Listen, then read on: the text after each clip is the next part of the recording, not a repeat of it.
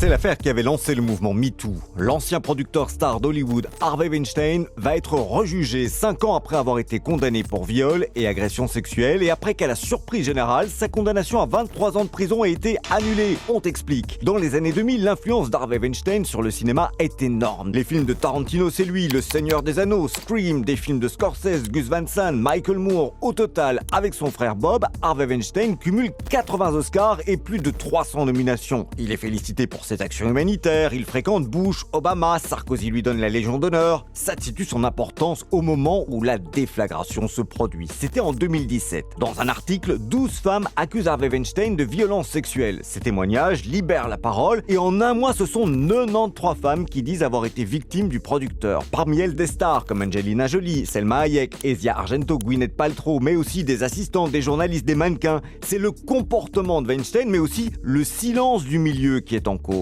Plusieurs enquêtes judiciaires démarrent en parallèle, mais parfois les faits sont trop anciens. Souvent, les preuves manquent. Au final, seuls quelques cas aboutissent devant la justice. Un premier procès a lieu à New York. Weinstein est reconnu coupable du viol d'une comédienne et de l'agression sexuelle de son assistante. Il prend 23 ans. Sauf que ses avocats contre-attaquent, ils trouvent des erreurs de procédure et le jugement est annulé. Weinstein reste quand même en détention parce que dans un autre procès en Californie, il a écopé de 16 ans de prison. Mais donc le procès initial, celui de New York, recommence aujourd'hui dans une Amérique qui a bien changé en 5 ans. Quelques figures trumpistes comme Joe Rogan ou Candace Owens ont soutenu Weinstein qui lui se dit toujours innocent. Ce sera donc l'occasion de voir où en est encore le mouvement MeToo à quelques semaines d'un procès bien plus attendu encore, celui de P. Diddy qui démarrera le 5 mai.